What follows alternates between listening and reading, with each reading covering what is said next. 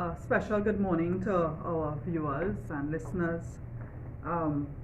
We are here for the weekly opposition press briefing. With us, I want to begin by apologizing for a delayed start. Our delay has to do a lot with the weather. It is raining throughout Trinidad, and I'm not sure about Tobago, but throughout Trinidad we have a lot of bad weather. We urge you to be safe on the road. This morning, I am Khadija Amin, MP for St. Augustine and Shadow for Local Government, and with me is Ms. Anita Haynes, who is the MP for Tabaquite and the Shadow for Education. And we have joined you this morning to highlight some of the issues that we are facing because of the government's lack of planning.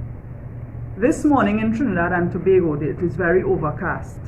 The last few months in Trinidad and Tobago, we have experienced several tropical depressions. We recently had tropical wave number 41. We have had freak storms and other weather systems that has caused tremendous flooding, major landslips, damage to property, roofs blown off. We have seen walls falling down. And we are calling this morning on the government to establish a clear policy on disaster management. The government's response in face of all the disaster that we as citizens are facing has been lethargic at best and in most cases non-existent. We were recently told that the government has gone on a retreat, but it seems that this government is on a never-ending retreat. It is retreating from its responsibilities, it is retreating from proper planning and proper governance. There are several agencies responsible for responding to disasters. We have the local government, Ministry of Local Government, where the regional corporations disaster management units are responsible. The Office of Disaster Preparedness and Management, the ODPM. We have the Social Welfare Ministry as well as the National Self-Help Commission. And all of them have been very, very slow to respond or non-responsive. Our regional corporations, I want to begin by paying tribute to our UNC councillors who are out on the field, in the flood, in the mud, responding to burgesses who are affected by flooding. Regional corporations are our first responders in these instances. They are responsible for immediate relief. When there are fallen trees, they are also responsible for clearing the roads if there are landslips and so on. They go and pump water out of people's homes. They help with evacuation. They also play a tremendous role in the assessment of the damage that is done every time there is a natural disaster. However, these regional corporations do not have basic equipment to respond. They don't have pumps, power saws, sandbags. In some cases, they have been given bags but no sand. They don't have tarpaulins and mattresses. The disaster management units of these regional corporations are also challenged where manpower is concerned. CEOs are being told that there should be no overtime, there is no weekend work by the regional corporation officers. How can we work responding to disasters and not work on a weekend? Their lack of manpower is also worsened by the fact that there is lack of equipment. In some cases, some regional corporations do not have money to put fuel in the equipment and the vehicles to respond. They don't have tires. They don't have transport to take personnel out to do assessments. And when they go out on the field, because of the manpower shortage, they are quickly overwhelmed and they do not reach to all of the persons that are affected by the disaster. The National Self-Help Commission also has a role to play in the recovery, but I want to touch a bit on the ODPM. The ODPM has advertised a list of shelters. We do appreciate these centers being identified. However, I will give you examples of two in St. Augustine constituency. The St. Augustine South Community Center and the Bamboo Settlement Number 3 Community Center has been identified and advertised. They placed cots and blankets. However, to date, we have had no shelter manager appointed. We have had no training for the volunteers from the community who are ready and willing to serve. We have no food and emergency supplies at these centers. Most critically, we have no COVID protocols and guidelines for operating these centers. Recently, we had cases where persons wished to be evacuated from St. Augustine South, and we could not facilitate them at the St. Augustine South Community Center, the shelter. We cannot continue operating in this manner, and I call on the minister responsible to ensure that the advertised shelters are more than PR, that they are functional and they are ready in case of a disaster for persons to be evacuated. When we have damage to homes, the National Self-Help Commission plays a role afterwards to help in the recovery. They provide the minor repairs and refurbishment grants. Materials for these repairs are to repair the damage to homes after the disasters. So sometimes we have roofs that have been blown off, walls falling down, trees falling on roofs on houses and damaging them, property damage. And I am questioning the National Self-Help Commission ability to treat with persons who have been affected by the damage. I will give you one example. In St. Augustine constituency, we had a freak storm on the 9th of July. Myself and the councillors, we went out and treated with those persons who were affected.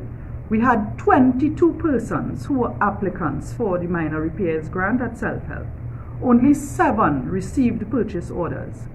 The next 15 persons were told that while their case was needy and while their situation was approved, no funding was available, and those persons still have tarpaulins over part of their roof. The rain continues to fall and they're experiencing further damage to their house. And I am calling on the National Self-Help Commission to come forward and state to us categorically if you can indeed do what you are mandated to do. And I'm calling on the line minister to ensure that the National Self-Help Commission can treat with persons who have experienced damage and who need assistance to repair their homes. I'm also calling on the Minister of Social Welfare to ensure that the ministry officials have clear directives in how to treat with situations after disaster. The assessments are usually done in conjunction with the Regional Corporation and the Ministry of Social Welfare. We have not been seeing the ministry's personnel out on the field, and we are calling on the minister to join with the Regional Corporation so that we will be very clear who is responsible for assessment, for seeing the damage, and for providing the grants and processing grants for persons who have lost furniture, appliances, food supplies, school children who have lost books and uniforms in the flood and in the freak storms. Many victims are fed up of making reports to the regional corporations, to the disaster management unit, and no action has been taken, and not even a follow-up phone call, not even a visit.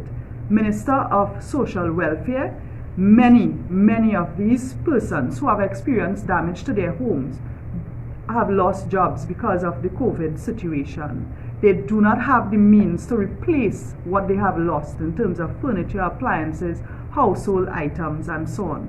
So the assistance from the Ministry of Social Welfare is critical.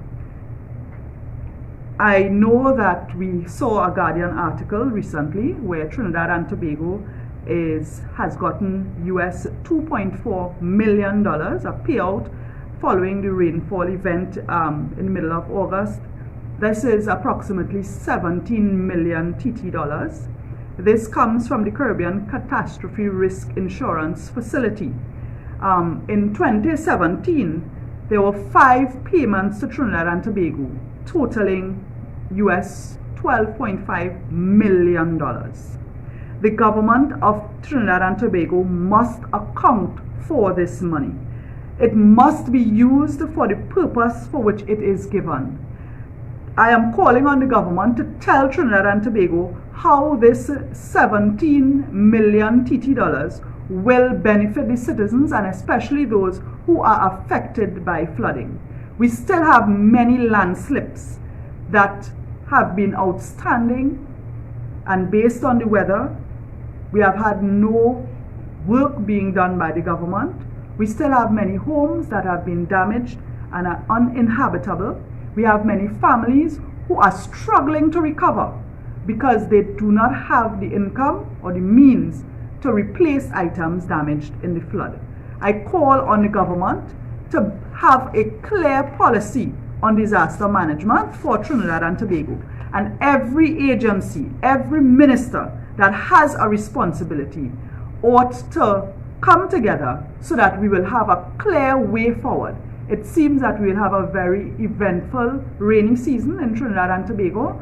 We have seen some more weather patterns coming forward. But what is most concerning is the apparent disregard of this government to the people who are affected. The government is very disconnected from the reality of what is taking place. They are very disconnected. They seem to think that the flooding is not widespread. They seem to think that the landslips are minor. They seem to think that the damages that people are facing is somehow exaggerated. And I want to urge the government to get out of your lofty places, leave your retreat, and come on the ground. Join us in the trenches and let us see what is going on. Let us show you what is going on, so that perhaps you will be guided by your conscience when you see the suffering of people. We are facing damages based on the flood and the bad weather, but many persons are simply struggling because they have no income due to the COVID pandemic.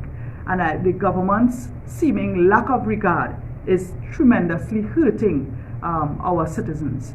So this morning I want to make myself very clear that our UNC MPs and our UNC councillors who are out on the ground and battling with our citizens who are faced by this bad weather, we are anxiously looking forward to some clear directives from the authorities who are responsible for disaster management in Trinidad and Tobago. I want to thank you for listening to me, and I want to now hand you over to Member of Parliament for Tabaquite, Ms. Anita Haynes. Thank you very much, MP Amin. And thank you for those of you who tuned in this morning for our press conference or press briefing. I am here to discuss the absolute lack of clear policy directives in the education sector. Tomorrow, Monday, September 6th, we're due to have the reopening of schools. There was a lot of confusion coming out of the Ministry of Education in the beginning. We were told initially that there would be a hybrid system, and that was quickly squashed to say that we will remain virtual until such a time as they decide that we will switch to this hybrid system. And just coming off of what MP Amin said, the reason we can face this massive level of confusion is because the government remains absolutely disconnected from the people of Trinidad and Tobago and the realities that we are facing, the realities that parents are facing, the realities that teachers and those in the education sector are facing, and the realities of the children. I think we can all agree, everybody in Trinidad and Tobago, that those most in need of protection and of guidance would be the children of Trinidad and Tobago. We should want, coming out of the pandemic, that we have still created a very resilient next generation of Trinidadians and Tobagoans.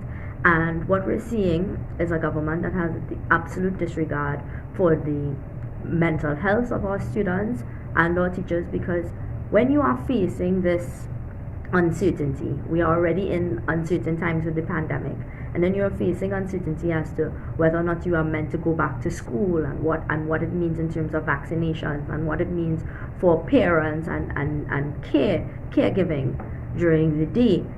We are really in a very difficult space, and I empathize with everyone that's going through it at this point in time. But I want to make it clear, that we did not have to be here today. We did not need to be facing these difficulties that we are seeing right now. What we have is an absolute lack of data-driven policy, and this started before the COVID-19 pandemic. If you used data to drive your policy directives, we would never have had the shutting down of the laptop program in 2015.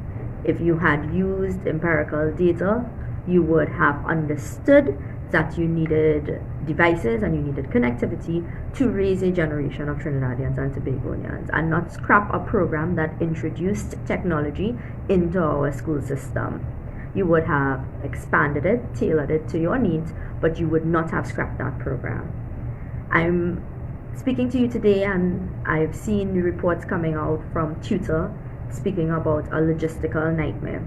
And this comes out of the fact that this government simply refuses to have any sort of meaningful consultation. This happens to us in Parliament, and it is certainly happening now in the education sector. And again, it goes back to what MP Amin said, which is, it's not just that you're out of touch, but you are refusing to speak to anybody. So you sit in your room, you decide on a policy, and you hand that policy over to people and expect that it's going to be executed, and executed seamlessly.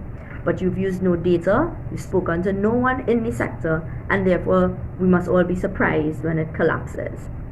What we're looking at right now, tomorrow, virtual school. The bad weather that we're facing, we have a number of power outages.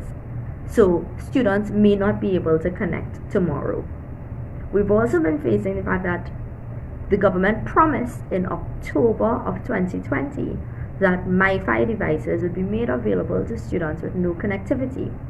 We are now going into a new school year and no devices. If the government has given out even one device, we would have known. I represent a very rural constituency. A number of my areas, the students are in absolute need of internet connectivity, no devices.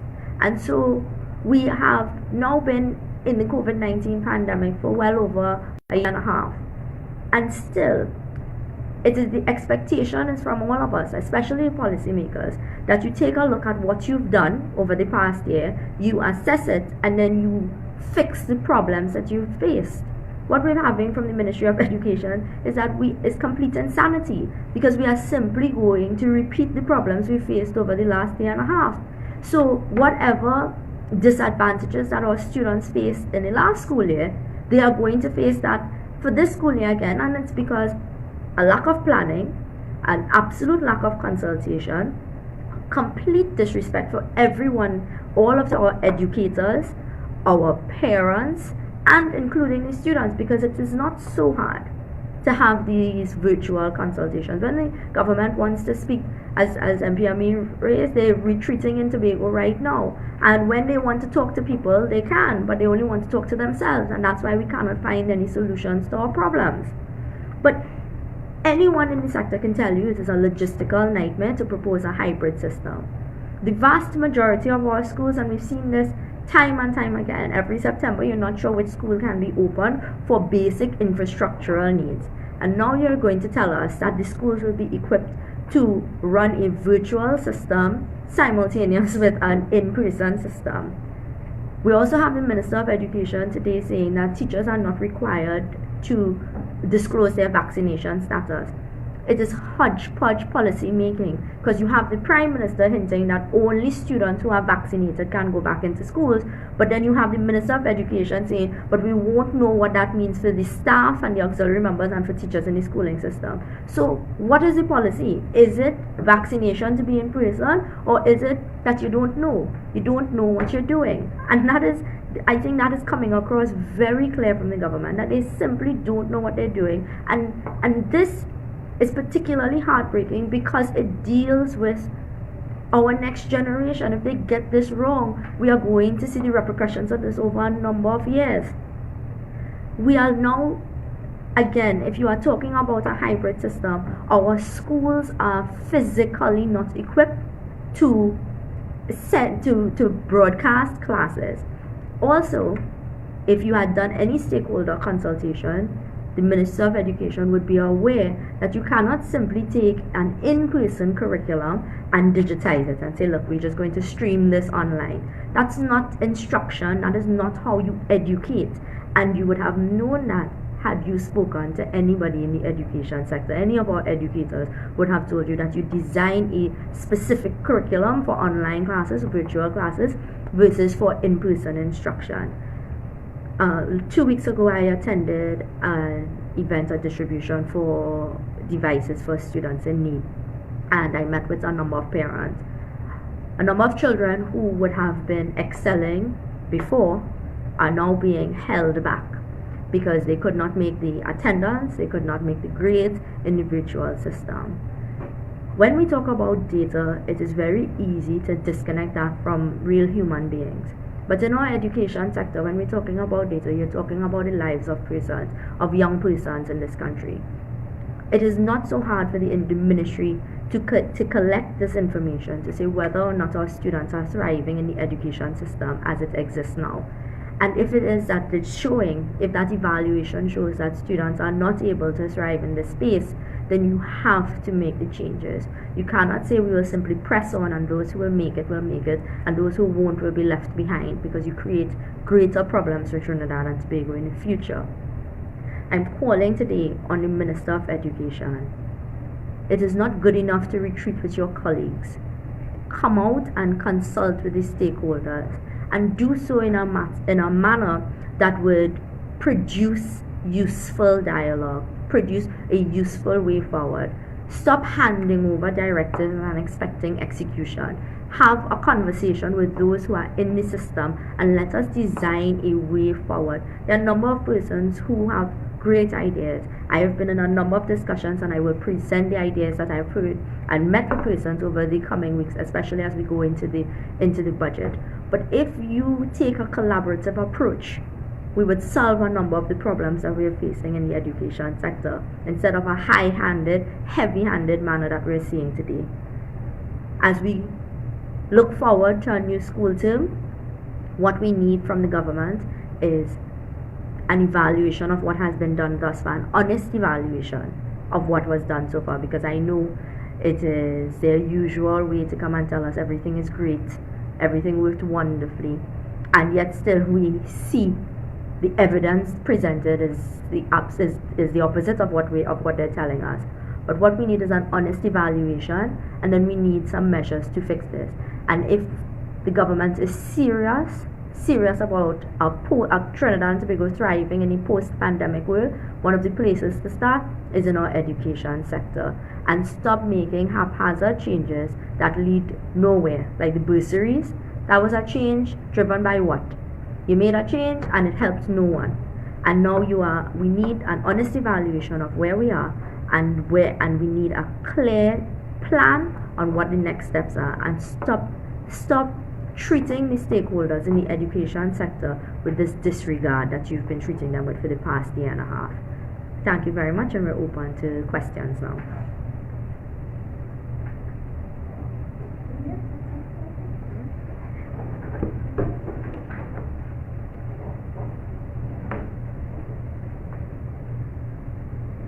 Okay, so for MD Amin, we've heard these stories both from the media side and, as you said, about the lack of funding for the regional corporations.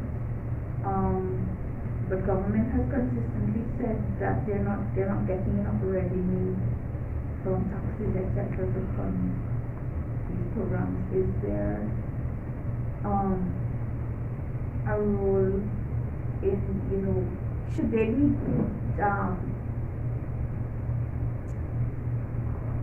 they be collecting more taxes, for example, from people who don't currently pay taxes, whether it's the informal sector or others who might get tax breaks in order to fund these corporations?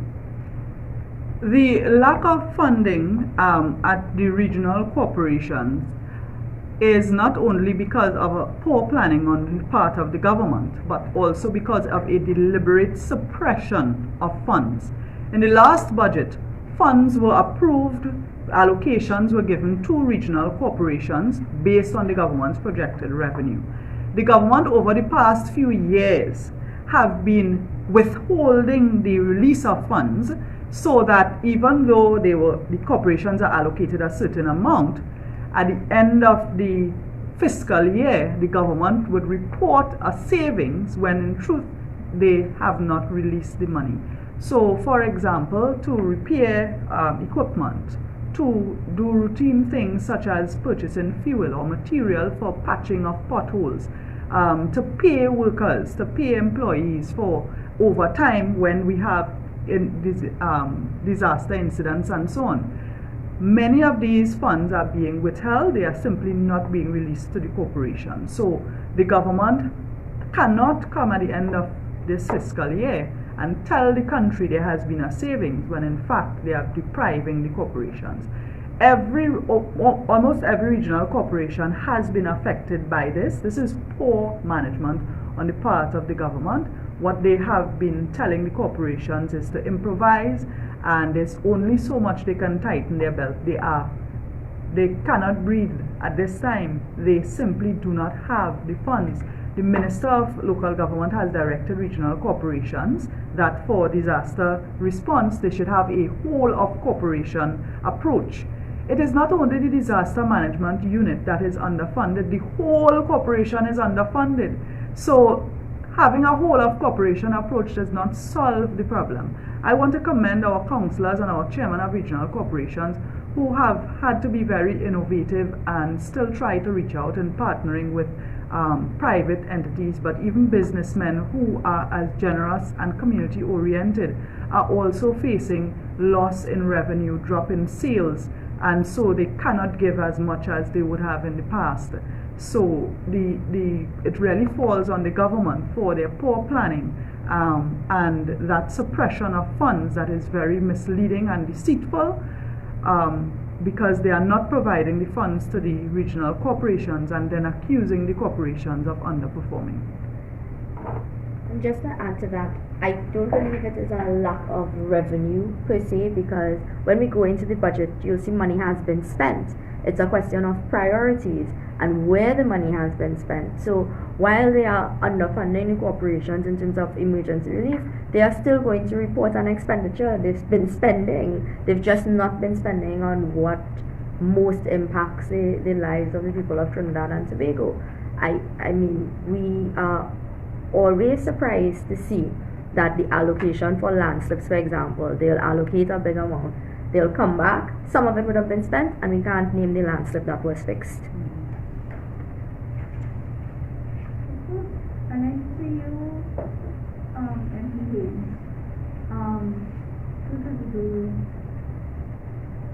we've seen reports or studies that say that vaccination of, I just want to ask you about how you feel about the vaccination of children to return to school. Listen, you can be pro-vaccines and not pro-mandatory vaccines.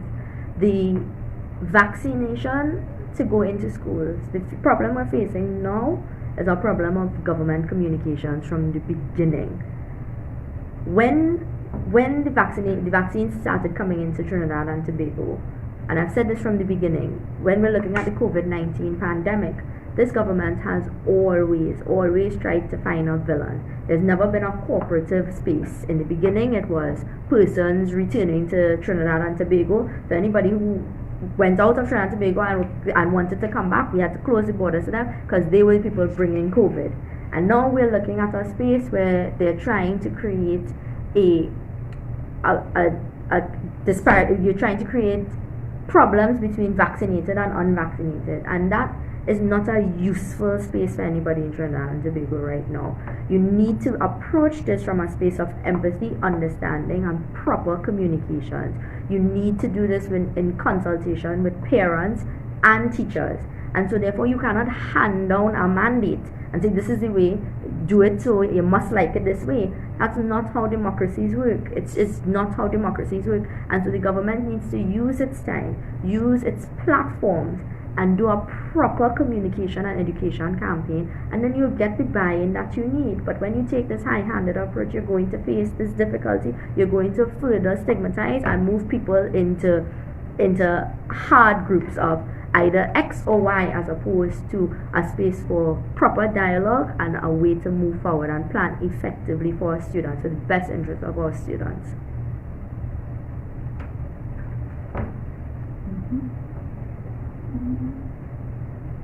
And to both of you, what, as you said, there's now this gulf between vaccinated and unvaccinated. But what do you think of the misinformation and disinformation that people have been spreading and using as a reason not to get vaccinated? Well, we're in the age of the internet, and everybody has a platform, and they choose to use their platform very differently. We've all, both MP Amina and myself and a number of MPs in the opposition, we've been vaccinated, we've shared our stories, but we've done that in a way that is reaching out to our communities in a collaborative and conversational approach. We have not been, we've not used the same aggressive manner of communications that we've seen from others. And so we encourage persons to take a look at the information that they're getting, check your sources of information, and be very discerning, because you are making a very important decision for yourself and a very important decision that impacts the wider community.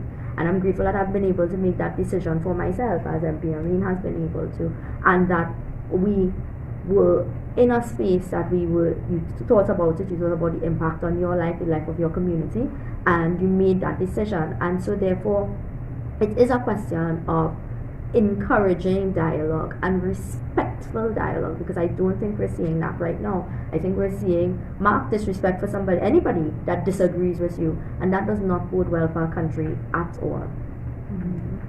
Might I add that the United National Congress has been encouraging responsible behavior in response to this COVID-19 situation.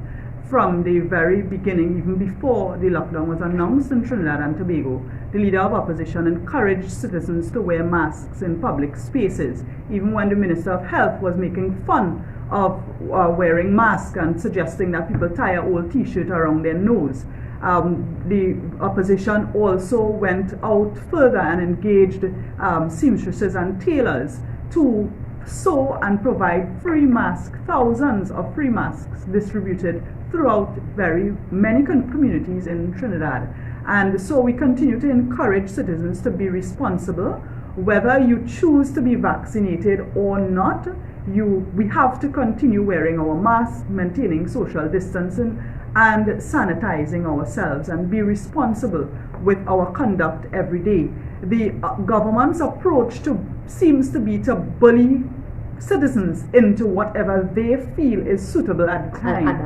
And they have been, from Terence Deyalsingh making fun of the leader of oppositions, encouraging citizens to wear masks, to buffing up people who are hesitant about getting the vaccine. This approach by the government really, in my view, does not augur well. We must continue to encourage, to share information, to encourage stakeholder participation and discussion, and encourage people to be responsible. If the government continues with this approach of buffing people and making things mandatory, you will get resistance. And we are seeing hesitance by people to get vaccinated. We are seeing hesitance and questions by people who are wondering about their children being vaccinated and other things. And the government has to play a role in encouraging rather than in buffing and punishing people. So we in the opposition continue to encourage citizens to be responsible, and that we will get through this COVID situation together. We are not only facing public health challenges, we are facing an economic crisis brought on by this COVID-19 pandemic, but the results we are seeing also has a lot to do with the government's poor management even before COVID-19. Yeah? And I have one question from Cindy from TV6. So she asks whether or not we believe that teachers should be vaccinated before teaching in person. And just to answer that question, we believe that the policy coming from the government needs to be clear. It cannot be one policy for the students and then one policy for everybody else. So what we need for them is to have the stakeholder consultations, present the data that they're using to make the decisions, and then have a clear and holistic decision, and not getting a piece of the decision from the Prime Minister and next piece from the Minister of Education, and we try to piece it together and go along our merry way. At the end of the day, the government, the executive, is responsible for policy. If you are making a policy, we are big people, we big and we have sense. You tell us what are the inputs into this policy decision, how you arrived there, you consult with stakeholders, and then you present to the public a cohesive policy on vaccination for in-person teaching. And right now we simply don't have that.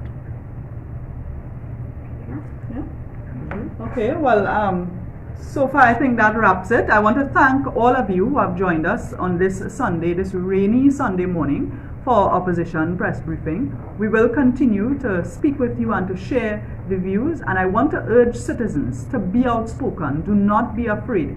Use whatever platform you may, whether it is the radio stations, the media, the social media. But this is still a democracy in Trinidad and Tobago, and we must continue to be outspoken and to share our views.